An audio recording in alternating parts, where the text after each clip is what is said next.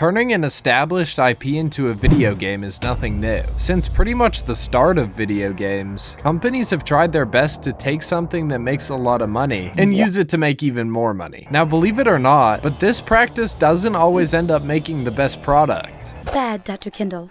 You know blackmail is a big bozo no-no. However, I believe there is one franchise that absolutely mastered every aspect of a successful tie-in game.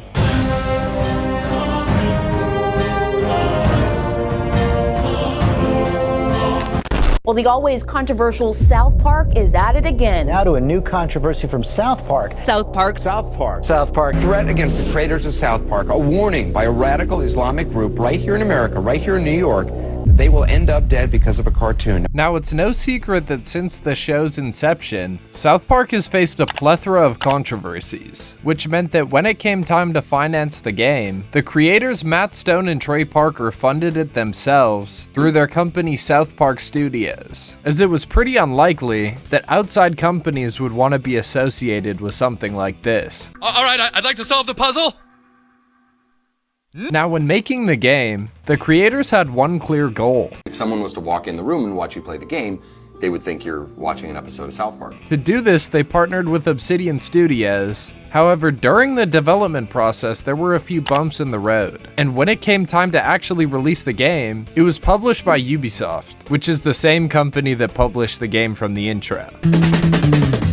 The game starts off with a heavily Lord of the Rings inspired cutscene, and not too long after you get to pick your name. You entered douchebag, is that correct? As well as your class. There are 4 classes to choose from: Fighter, Mage, Thief, and the one that Kanye West doesn't like. Then you're taught the basics of how to fight, but you get interrupted as the Stick of Truth is stolen. Yes! Awesome, dude! Take that, you asshole elves! Better luck next time!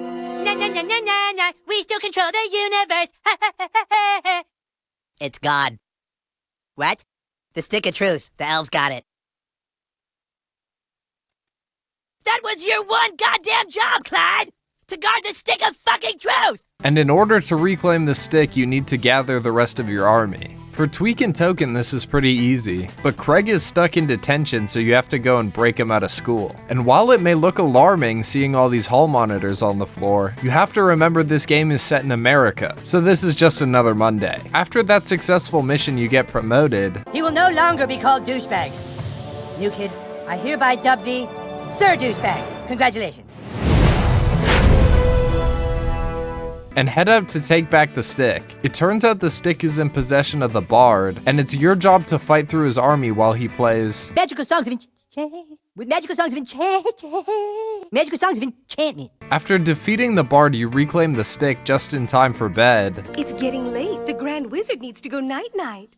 Okay, Mom, thanks for pointing out bedtime for everyone. It's a school night, hon. You and your little druid friends need to— We're not druids, Mom!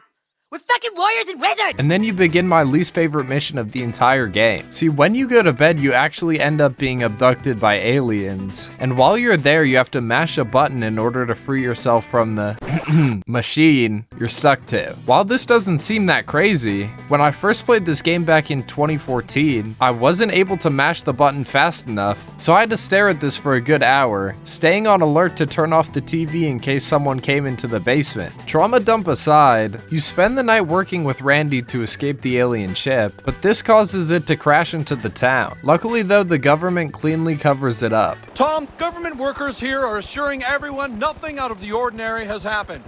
They claim that the only reason huge tents have gone up to cover this area is to mask the construction of a new Taco Bell, which will open sometime later this month. Unfortunately, during the night, the stick was also stolen, so you once again have to go recruit more members to your army. While doing tasks for members, you accidentally end up letting loose a bunch of Kanye West zombies, and then you get word the stick is being held at the school, so you head back there. Now at this point, the school looks like an absolute war zone, but don't worry, this is still totally fine for American standards. Once you run into Kyle, you find out that Clyde was actually the one that took the stick, and just as you're about to fight him for it, it's once again bedtime. There you are, Butters. Do you know what time it is, mister? It is way past your bedtime. Oh shit, it's past our bedtime? Dude, I'm gonna get it! Clyde, it's past your bedtime. Okay, coming, Dad. One mission in your parents' bedroom that I can't show later, and it's morning, where the two warring kingdoms decide to band together in order to take back the stick. However, even though the two sides are now joined together, your army still isn't strong enough, so you go to recruit the girls to help you. One trip to the abortion clinic in Canada later, and it's time for the final battle. Right as you're about to reach Clyde, you get word that there's actually a nuke inside of Mr. Slave. Oh, come on. Who knows how to do abortions and can get really, really small? Who could possibly be able to make themselves tiny and know something about abortions? Let's see. Who could there be? Who could it be? Let me think. And after a spiritual journey through him, you're able to disable it. Chef then comes back just to turn into Kanye West and die, and then a government agent comes and takes the stick, gets naked, and explains the power you as the player hold. And obviously Morgan Freeman is there too. Then Kenny betrays you just for you to end up killing him by breaking the only rule of the game. You can't possibly mean... What other choice do we have, Cal? King Douchebag, you remember long ago, I made you swear an oath to never fart on anyone's balls. I am now asking you to break that oath. Now this story compared to any other game is absolutely insane, and that's why it's great. It truly feels like you're playing a long episode of South Park, seamlessly integrating references from the show into the story, which is only aided by good...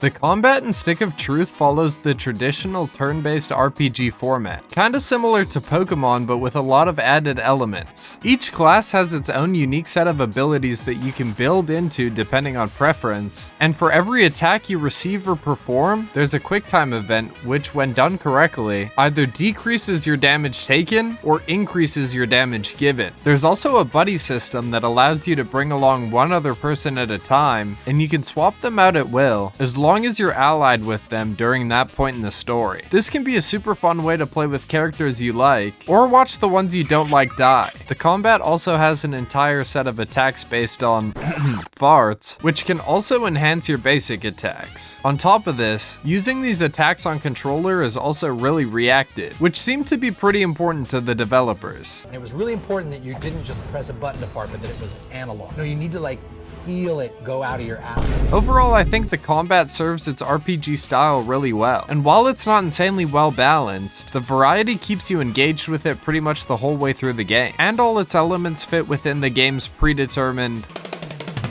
If there's one thing Stick of Truth does better than any other tie-in game, it's the world. The town itself features iconic locations from the show, and adds things to the more mundane locations like people's houses to make them more interesting.